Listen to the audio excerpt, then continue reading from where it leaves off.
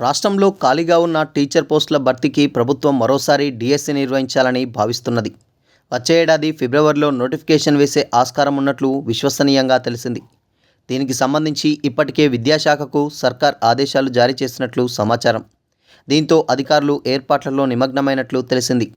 కాంగ్రెస్ ప్రకటించిన job calendar ప్రకారమే ఈ నోటిఫికేషన్ వేయాలని నిర్ణయం తీసుకున్నట్లు సమాచారం.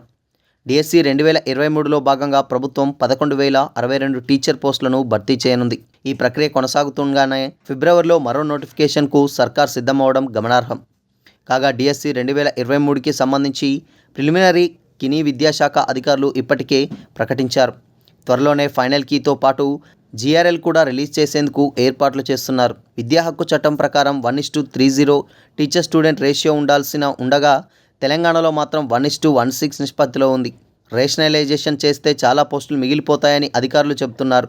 ఈ నేపథ్యంలో ఖాళీలను భర్తీ చేసేందుకు వచ్చే ఏడాది ఫిబ్రవరిలో డిఎస్సి నోటిఫికేషన్ ఇవ్వాలని భావిస్తున్నట్లు సమాచారం. అనుకున్నట్లుగానే ఫిబ్రవరిలో నోటిఫికేషన్ వస్తే ఏప్రిల్ లేదా మే నెలలో పరీక్షలు నిర్వహించాలని భావిస్తున్నట్లు తెలిసింది.